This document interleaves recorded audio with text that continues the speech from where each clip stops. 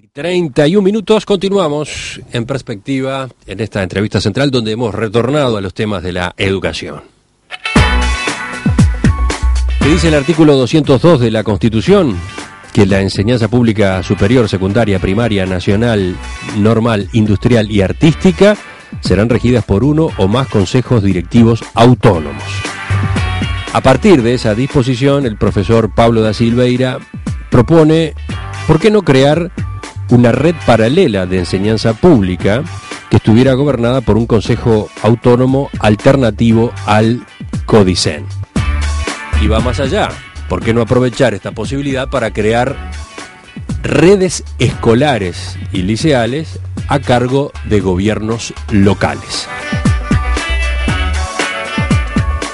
Doctor Pablo da Silveira, ¿cuáles serían, en síntesis, las ventajas de un esquema de este tipo, de una ANEP alternativa? Yo mencionaría dos o tres. La primera, bajar los costos sociales tremendos del centralismo actual. Para dar solo un dato, un chico del medio rural en Uruguay hoy tiene 7 veces menos probabilidades de terminar bachillerato que un chico de Montevideo.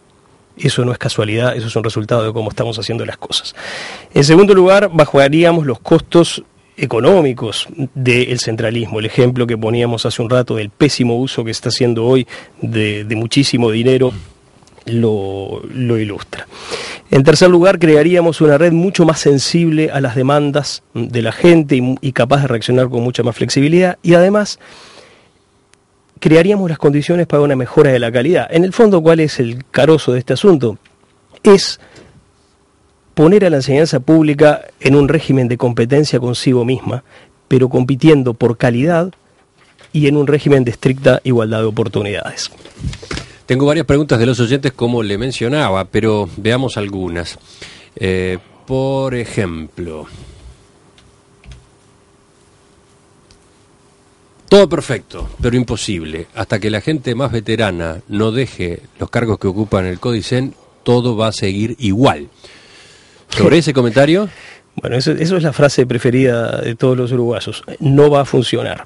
Y yo también pienso así de muchas cosas. La verdad es que mi experiencia es que de a poquito los uruguayos vamos cambiando la cabeza. Yo me acuerdo, simplemente por contar una experiencia personal, hace 15 años más o menos yo publiqué un libro que se llamaba La Segunda Reforma, donde proponía una serie de cosas por las que fui ferozmente atacado, acusado de neoliberal y de no sé cuántos disparates más.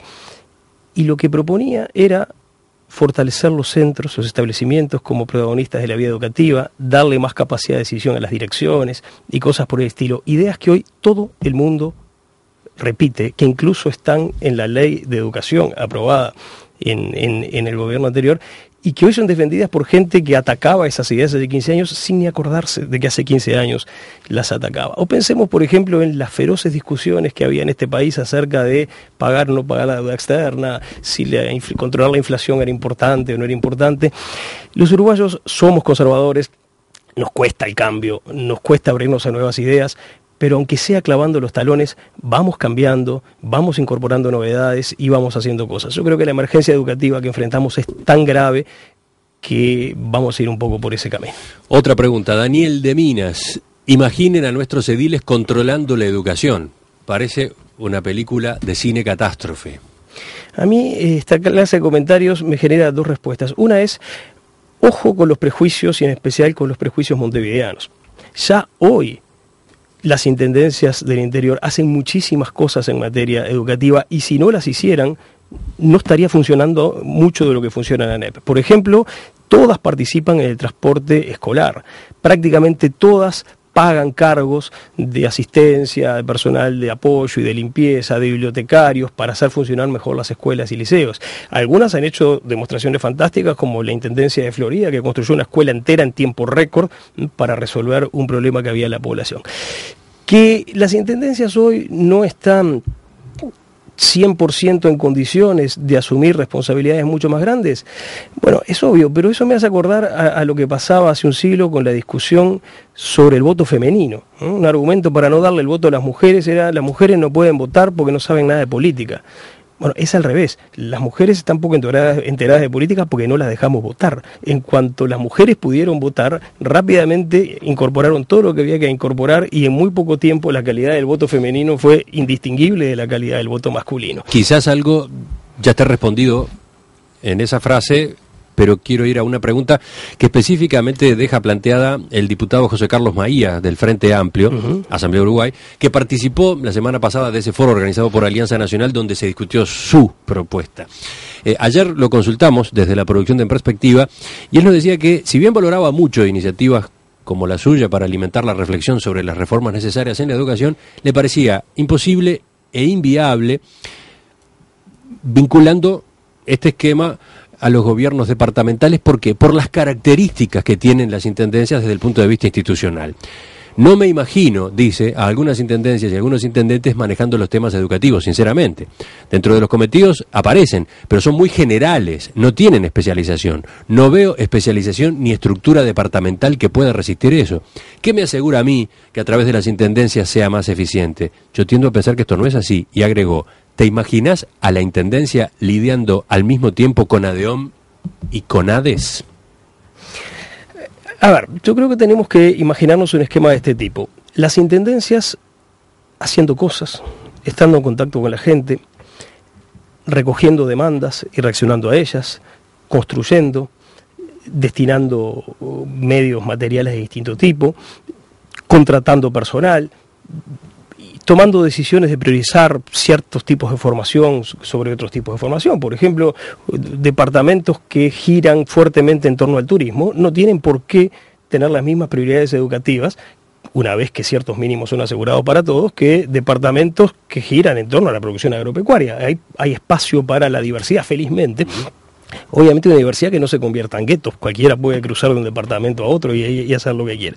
Y al mismo tiempo una estructura central, financiada por las intendencias, que se encarga de definir objetivos pedagógicos, poner a punto metodologías, evaluar resultados, definir políticas de mantenimiento de la calidad y de apoyo a la tarea docente, y que las intendencias puedan recurrir permanentemente a esa estructura central para encontrar ahí las especificidades técnicas que ellas no tienen ni siquiera necesidad de tener. Lo importante es que el tamaño de esa estructura central y las funciones que cumple esté fuertemente bajo control de las intendencias, y para eso lo mejor es que sean las intendencias las que lo financien.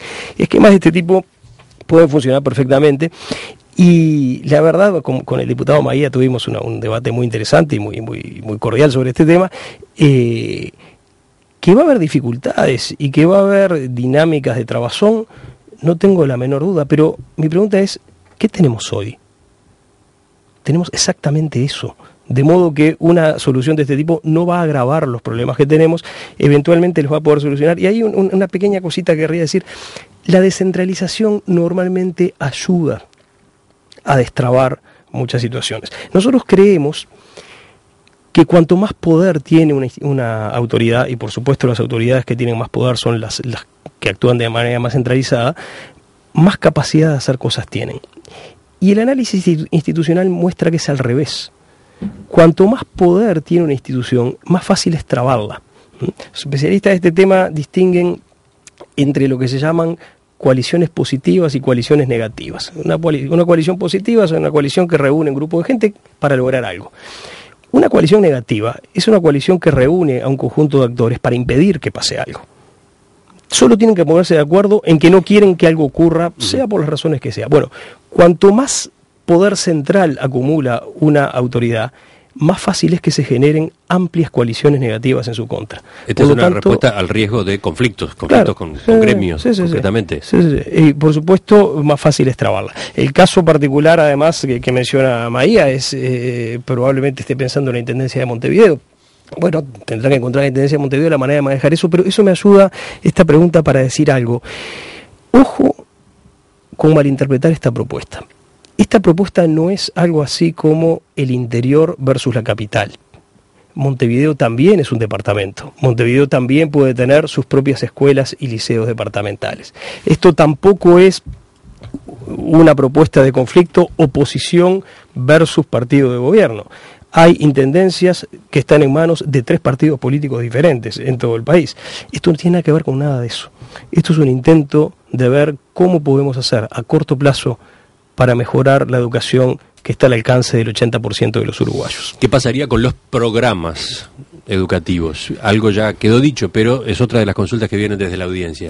¿Quién determinaría, quién fijaría los programas? Yo creo que ahí hay que aclarar varias cosas. Primero, los uruguayos seguimos pensando en términos de programas, porque ANEP sigue pensando en términos de programas. Pero la verdad es que esa es una manera muy antigua de ver las cosas, que ya no se usa en ninguna parte del mundo.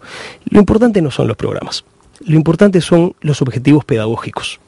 Definir qué queremos que hayan aprendido los chicos cuando llegaron a los 8 años, a los 10 años, a los 12 años, a los 17 años.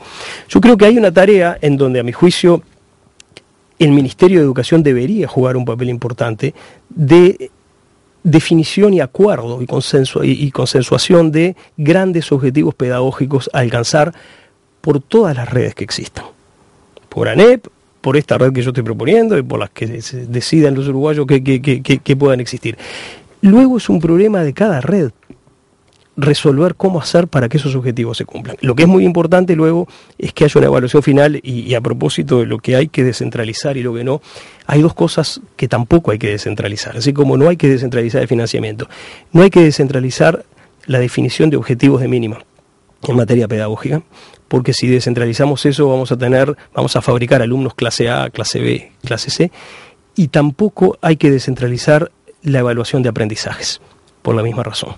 Esas cosas tienen que seguir siendo centralizadas, pero de algún modo el esquema yo creo que tiene que ser las redes como grandes proveedores de modelos educativos, de propuestas educativas, y luego, bueno, el Ministerio de Economía como proveedor de recursos, distribuyendo los recursos destinados a la educación entre las diferentes redes de manera proporcional a la cantidad de alumnos que elijan una red y que elijan otra, y el Ministerio de Educación cumpliendo una función que hoy cumple en algunos casos de certificación de los títulos emitidos, función que se puede hacer asociada a la evaluación de resultados.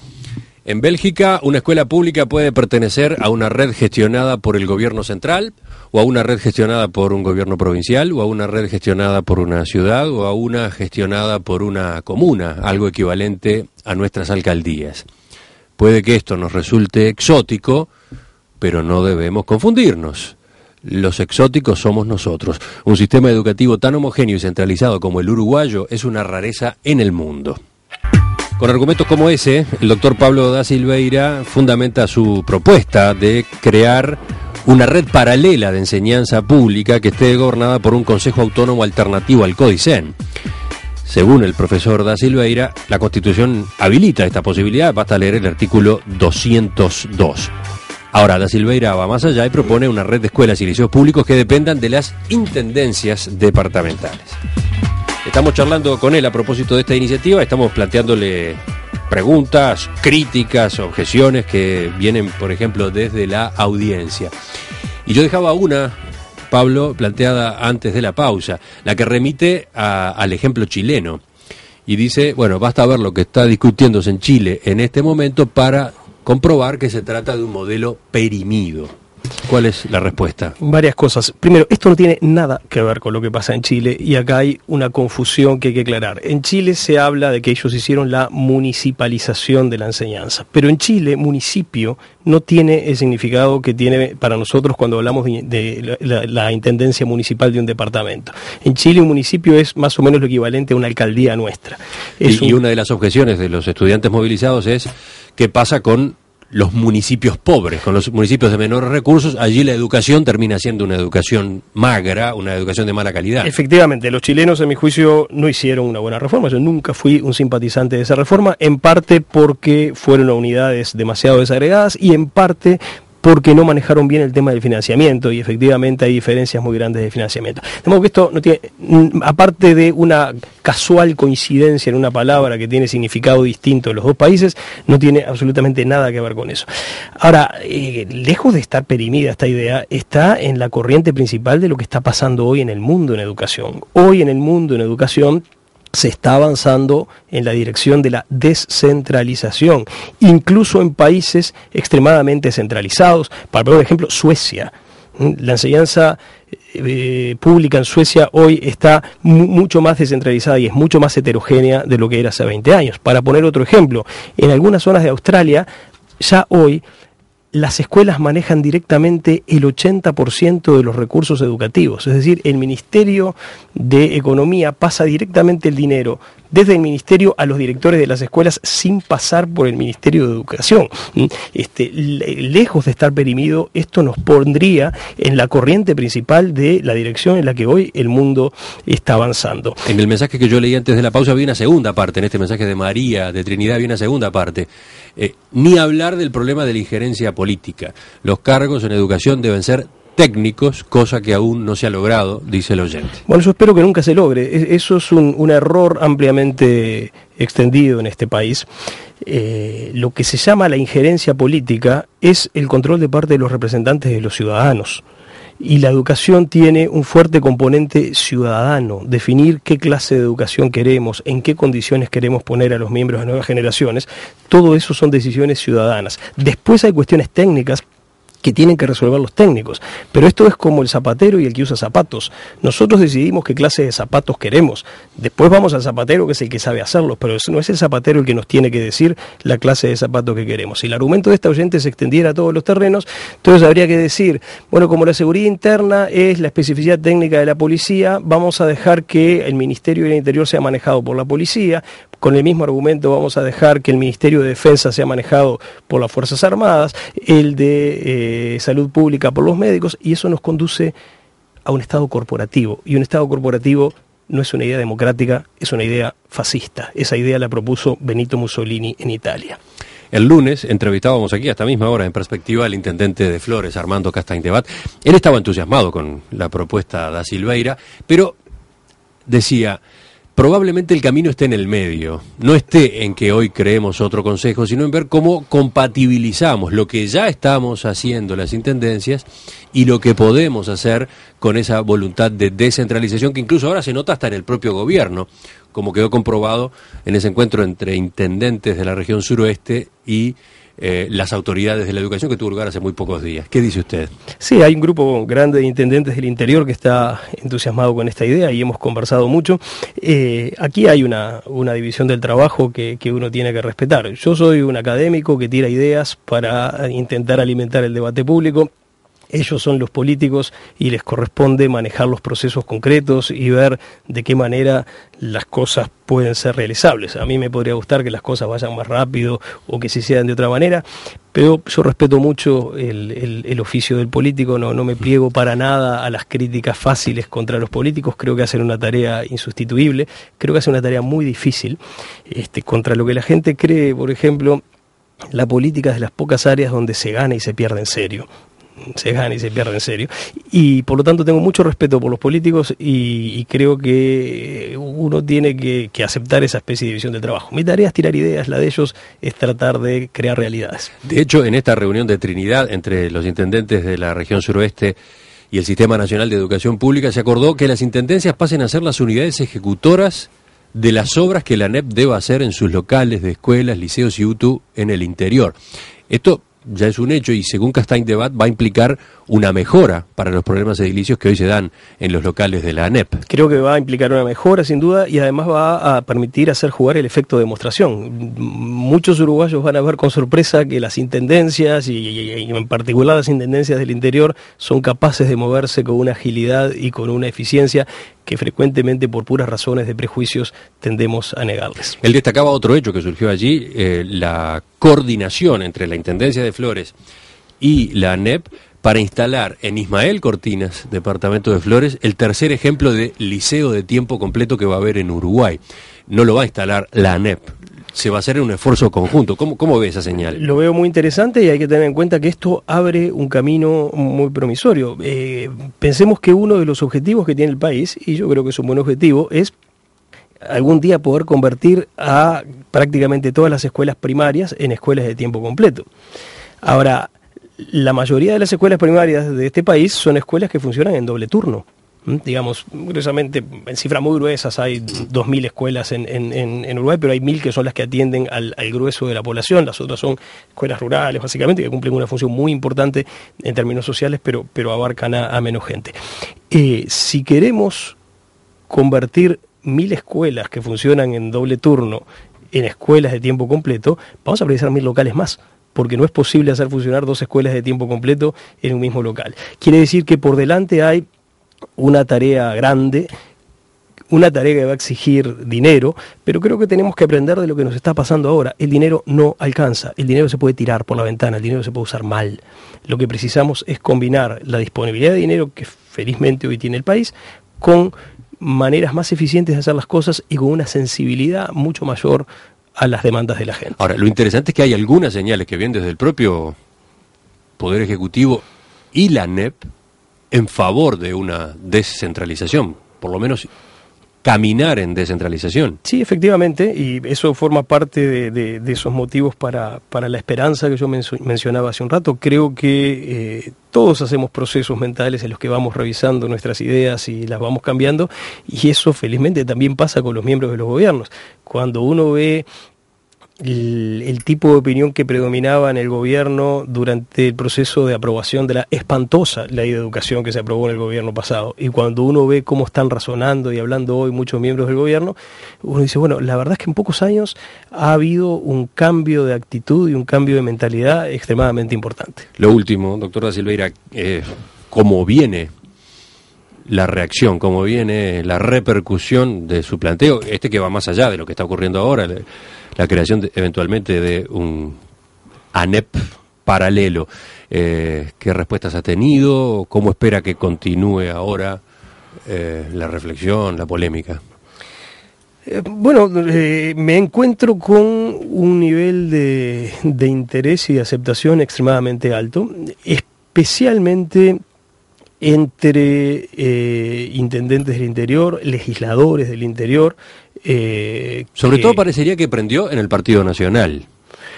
¿Más allá del Partido Nacional? Públicamente sí, pero no tengo problema en decir que he conversado con gente del Partido Colorado, del Partido Independiente, y que sin que su posición reflejara ninguna toma de posición partidaria, a título puramente individual, parecían muy interesados y muy entusiasmados. Insisto, hay que distinguir roles. Yo soy un académico, mi rol es trabajar sobre ideas, trabajar sobre propuestas, estudiar lo que funciona, lo que no funciona, y tratar de alimentar a la discusión pública de mi sociedad con aportes que ojalá puedan ser útiles. Hay otro rol que le corresponde a otros y está muy bien que así sea, y creo que la pregunta interesante no es preguntarle a Da Silveira qué van a hacer los actores políticos y educativos con su idea, sino preguntarle a los actores políticos y educativos si creen que vale la pena hacer algo con esta idea. Hemos conversado en estos minutos en perspectiva con Pablo Da Silveira. Ya los oyentes lo conocen de otras entrevistas, lo conocen de haber participado incluso como invitado en la tertulia, doctor en filosofía, especialista en educación. Volverá a los micrófonos dentro de algunas semanas para un debate, eventualmente, no sé, ¿por qué no? Lo dejamos abierto como posibilidad. Con mucho gusto.